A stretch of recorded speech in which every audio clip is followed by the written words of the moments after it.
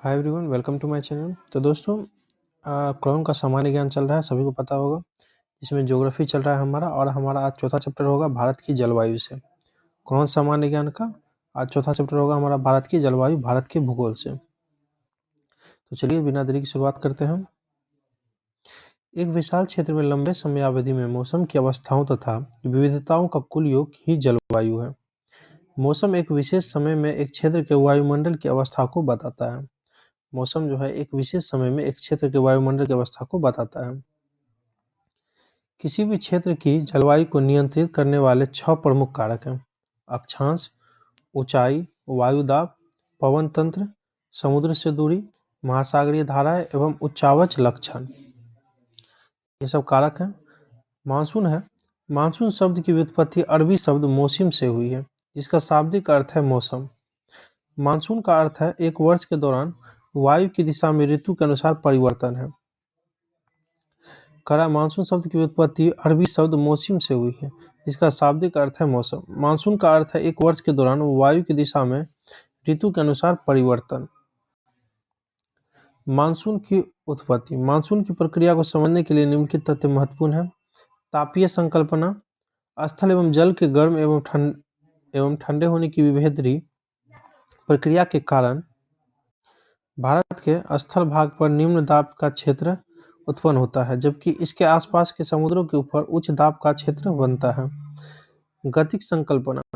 Phloem के अनुसार ग्रीष्म ऋतु के दिनों में अंतः उष्णकटिबंधीय अभिसरण क्षेत्र की स्थिति गंगा के मैदान की ओर खिसक जाती है। यह विषुवतीय गर्त है, जो प्रायः विषुवतीय वृत्त से 5 डिग्री उत्तर में स्थित होता है। इसे मानसून ऋतु में मानसून गर्त के नाम से भी जाना जाता है। अंतः उष्णकटिबंधीय अभिसरण क्षेत्र। यह विषुवतीय अक्षांशों में विस्तृत गर्त एवं निम्न दाब का क्षेत्र होता है। यहीं पर उत्तर पूर्व तथा दक्षिण पूर्वी व्यापारिक पवनें आपस में मिलती है। यह अभिसरण क्षेत्र विषुवत वृत्त के लगभग समांतर होता है, लेकिन सूर्य की आभासी गति के साथ साथ यह उत्तर या दक्षिण की ओर खिसकता है। नेक्स्ट चलेंगे, सूर्य के उत्तरायण होने पर उत्तरी अभिसरण सीमा 30 डिग्री उत्तरी अक्षांश तक विस्तृत हो जाती है। इस स्थानांतरण के कारण भारतीय उपमहाद्वीप का अधिकांश भाग विषुवतीय पक्षवा पवनों के प्रभाव में आ जाता है, जो दक्षिण पश्चिम मानसून कहलाता है। शीत ऋतु में वायुदाब एवं पवन पेटियां दक्षिण की ओर स्थानांतरित हो जाती है, जिससे इस प्रदेश में उत्तरी पूर्वी व्यापारिक पवनें स्थापित हो जाती है। इन्हें उत्तर पूर्वी मानसून कहते हैं। जेट धारा सिद्धांत। जेट धारा यह एक संकरी पट्टी में स्थित क्षोभ मंडल में 12,000 मीटर से अधिक ऊंचाई वाली पश्चिमी हवाएं होती हैं। इनकी गति गर्मी में 110 किलोमीटर प्रति घंटा एवं सर्दी में 184 प्रति घंटा होती है। 184 किलोमीटर प्रति घंटा। बहुत सी अलग जेट धाराओं को पहचाना गया है। उनमें सबसे स्थिर मध्य अक्षांश एवं उपोष्ण कटिबंधीय जेट धाराएं हैं। शीत ऋतु में हिमालय तथा तिब्बत के पठार के द्वारा उपस्थित अवरोध के कारण जेट धारा 2 शाखाओं में बढ़ जाती है। उत्तरी शाखा हिमालय तथा तिब्बत के पठार के उत्तर में तथा दक्षिणी शाखा इनके दक्षिण में बहती है। जेट धारा के दक्षिण में अफगानिस्तान तथा उत्तर पश्चिमी पाकिस्तान के ऊपर निर्मित उच्च दाब के कारण उत्तर पश्चिमी भारत के ऊपर वायु नीचे बैठती है। ग्रीष्म ऋतु में ध्रुवों के ऊपर धरातलीय उच्च दाब छिन्न पड़ जाता है। इंपॉर्टेंट है कि ग्रीष्म ऋतु में ध्रुवों के ऊपर धरातलीय उच्च दाब छिन्न पड़ जाता है तथा ऊपरी वायुमंडलीय परिध्रुवीय भंवर उत्तर की ओर खिसक जाता है।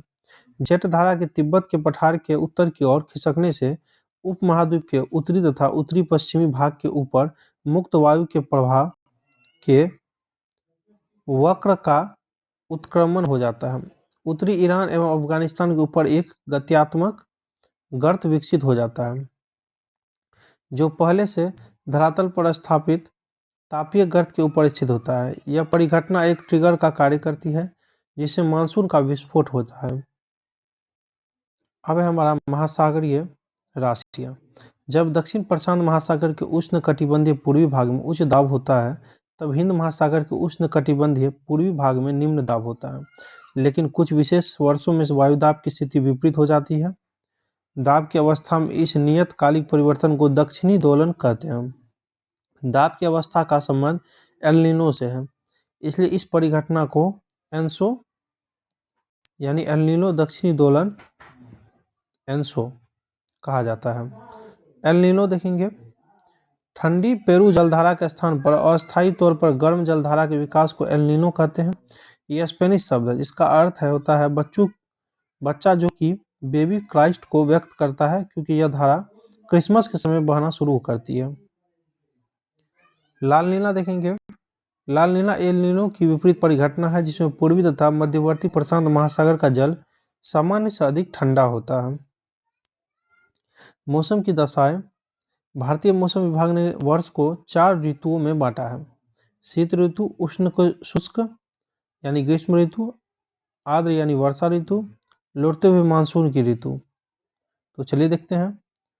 शीत ऋतु मध्य दिसंबर से मध्य मार्च तक, ग्रीष्म ऋतु मध्य मार्च से मई तक, और वर्षा ऋतु जो कि आर्द्र वर्षा ऋतु है जून से सितंबर तक, लौटते हुए मानसून की ऋतु अक्टूबर से मध्य दिसंबर तक। शीत ऋतु भूमध्य भाग क्षेत्रों में उत्पन्न विक्षोभों के कारण उत्तर भारत में हल्की वर्षा होती है, साथ ही कश्मीर एवं हिमालय में भारी हिमपात भी होता है। उत्तर पूर्वी मानसून के कारण शीत ऋतु में तमिलनाडु के कोरोमंडल तट पर भी वर्षा होती है। आगे देखेंगे, अब ग्रीष्म ऋतु का दिया है पार्ट बाय पार्ट कि ग्रीष्म ऋतु में दाब तथा पवन संचार स्थिर होता है। इस समय देश के विभिन्न भागों में स्थानीय पवनें बहती है। लू, उत्तरी मैदान में शुष्क गर्म पवन है। लू नॉर्वेस्टर, काल बैसाखी जिसे कहते हैं। पश्चिम बंगाल एवं असम में गरज के साथ वर्षा होती है। पश्चिम बंगाल एवं असम में गरज के साथ वर्षा होती है। मैंगो सावर, आम्र वर्षा, बहुत पूछता है। दक्षिण भारत में पूर्व मानसूनी वर्षा, जिससे आम जल्दी पक जाते हैं। कह रहा है दक्षिण भारत में पूर्व मानसूनी वर्षा, जिससे आम बहुत जल्दी पक जाते हैं। चेरी ब्लॉसम, कर्नाटक में वर्षा जो कॉफी की खेती के लिए लाभदायक है। कर्नाटक के लिए है चेरी ब्लॉसम। वर्षा ऋतु, प्रायद्वीप की आकृति के कारण मानसूनी पवनें 2 भागों में बढ़ जाती है। अरब सागरीय शाखा, इसकी एक शाखा पश्चिमी घाट से टकराकर वहां भारी वर्षा करती है, तो दूसरी शाखा सौराष्ट्र एवं कच्छी तटों को पार करके पश्चिमी राजस्थान एवं अरावली के ऊपर पंजाब और हरियाणा में पहुंचती है। बंगाल की खाड़ी की शाखा, यह म्यांमार के अराकन तट से टकराकर गारो और खासी के मुख्य मार्ग में प्रवेश करती है। चेरापूंजी तथा मौसिनराम भारत में अधिकतम वर्षा प्राप्त करते हैं।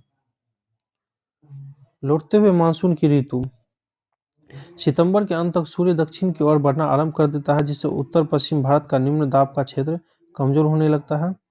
दक्षिण पश्चिम मानसून अब लौटना प्रारंभ करता है। लौटते हुए मानसून से तमिलनाडु के तटीय भागों में वर्षा होती है। अब है हमारा कोपेन का जलवायु वर्गीकरण। कोपेन ने भारत को 3 जलवायु प्रदेशों में बांटा, शुष्क बी, अर्धशुष्क सी तथा डी तथा आर्द्र ए। यह प्रदेश तापमान एवं वर्षा के मौसम अंतरों के आधार पर पुनः उपविभाजित किए गए हैं। जलवायु का प्रकार और क्षेत्र, एडब्ल्यू उष्णकटिबंधीय सवाना प्रकार, जो कि झारखंड, ओडिशा, आंध्र प्रदेश, महाराष्ट्र, छत्तीसगढ़ क्षेत्र में पाए जाते हैं। एएमडब्ल्यू उष्णकटिबंधीय मानसून जलवायु, मालाबार तट, कोंकण तट एवं गोवा के दक्षिण में। एएस उष्णकटिबंधीय अर्ध जलवायु, तमिलनाडु का कोरोमंडल तट। बीएसएचडब्ल्यू अर्ध शुष्क स्टेपी जलवायु, उत्तर पश्चिमी गुजरात, आंध्र प्रदेश, पूर्वी राजस्थान और हरियाणा के कुछ भाग। बीडब्ल्यूएचडब्ल्यू उष्ण मरुस्थलीय प्रकार, राजस्थान का सुदूर पश्चिमी, थार मरुस्थलीय भाग, उत्तरी गुजरात एवं हरियाणा का दक्षिणी भाग। सीडब्ल्यूजी मध्य तापीय जलवायु, गंगा के मैदान की किस्म, जो कि क्षेत्र है गंगा का मैदान, पूर्वी राजस्थान, उत्तरी मध्य प्रदेश, उत्तरी पूर्वी भारत का अधिकांश भाग। डीएफसी शीत आर्द्र शीत ऋतु जलवायु, अरुणाचल प्रदेश, सिक्किम। ई ध्रुवीय प्रकार की जलवायु, जम्मू और कश्मीर, हिमाचल प्रदेश और उत्तराखंड। ईटी टुंड्रा जलवायु, लद्दाख। चलिए हमारा कंप्लीट होता है भारत की जलवायु, जो कि क्रॉन का सामान्य ज्ञान भारत के भूगोल से हमारा चल रहा था। तो आप 5वां चैप्टर हम लोग कल लेकर के आएंगे। तब तक आप लोग इसको 2 से 3 बार जरूर देख लीजिएगा, अच्छे से कंप्लीट कर लीजिएगा। Thank you.